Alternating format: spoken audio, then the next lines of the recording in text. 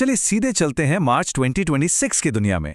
ये एक ऐसा वक्त है जब एक तरफ तो इंसानियत कमाल की तरक्की कर रही है, लेकिन दूसरी तरफ एक बहुत बड़ा तूफान भी मंडरा रहा है।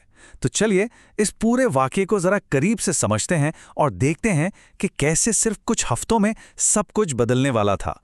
लेकिन इस संकट की कहानी शुरू करने से पहले ये जानना जरूरी है कि उस वक्त दुनिया कितनी आगे बढ़ चुकी थी। विज्ञान और टेक्नोलॉजी में हैरत अंगेज कामयाबियां मिल रही थीं जो इंसानी दिमाग की ताकत का सबूत थी। जैसे कि सर्न में, जहां लार्ज हाड्रॉन कोलाइडर में वैज्ञानिक एक बिल्कुल नए कण की खोज करते हैं। ये बस एक खोज नहीं थी, ये उस जज्बे को दिखाती है जहां हम सिर्फ अपनी जिज्ञासा के लिए ब्रह्मांड के सबसे गहरे राज जानने की कोशिश कर रहे थे। और फिर एआई की दुनिया तो मानो दौड़ ही लगा रही थी। ओपन एआई और एंथ्रोपिक जैसी कंपनियां इतने ताकतवर मॉडल बना रही थीं कि एआई अब सिर्फ एक टूल नहीं रह गया था, बल्कि एक ऐसा साथी बन रहा था जो मुश्किल से मुश्किल काम भी खुद कर सकता था। और बात सिर्फ जमीन की नहीं थी, हम अंतरिक्ष में भी नए मुकाम हासिल कर रहे थे। नासा का ये मिशन सिर्फ सामान पहुंचाना नहीं था, बल्कि ये इस बात का प्रतीक था कि जब दुनिया के देश मिलकर काम करते हैं तो क्या कुछ हासिल किया जा सकता है।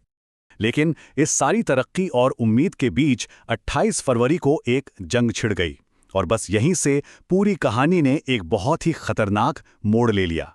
शुरुआत में तो मार्केट को लगा कि ये कोई बड़ी बात नहीं है, जल्दी ही सब ठीक हो जाएगा। ज्यादातर एक्सपर्ट्स यही मान रहे थे।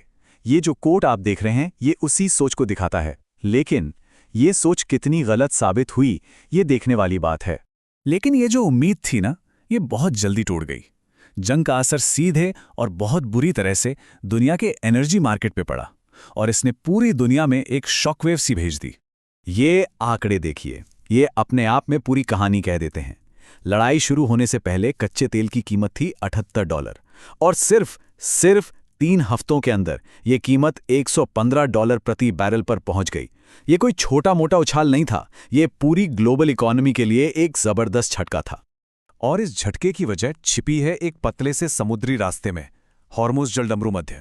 ये दुनिया की एनर्जी सप्लाई के लिए एक तरह की लाइफलाइन है।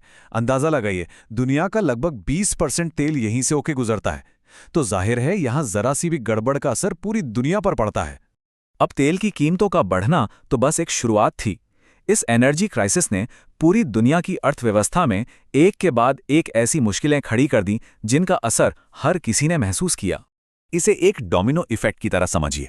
सबसे पहले एनर्जी महंगी हुई, मतलब पेट्रोल, डीजल, बिजली, सब कुछ।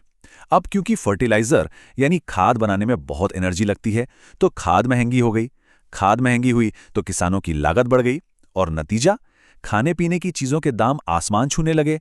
और इसके साथ साथ फैक्ट्रियों को चलाना भी महंगा हो गया, जिससे पूरी ग्लोबल सप्लाई चेन ही चरमरा गई। और ये सिर्फ थियरी नहीं थी, जमीन पर इसका असली असर दिख रहा था। देखिए, जर्मनी की जो दुनिया की सबसे बड़ी केमिकल कंपनी है BASF, उसे अपने दाम बढ़ाने पड़े। ब्रिटेन में एक बड़ा केमिकल प्लांट बंद होने की कगार पर आ गया। कतर ने हीलियम बनाना बंद कर दिया, जिसका सीधा असर माइक्रोचिप और मेडिकल मशीनों पर पड़ा। हालात इतने बिगड़ गए थे कि चीन जैसे देशों ने अपने लोगों के लिए सप्लाई बचाने के वास्ते फ्यूल एक्सपोर्ट करने पर ही बैन लगा दिया। तो जैसे जैसे आर्थिक नुकसान बढ़ता जा रहा था, टेंशन भी उतनी ही बढ़ रही थी।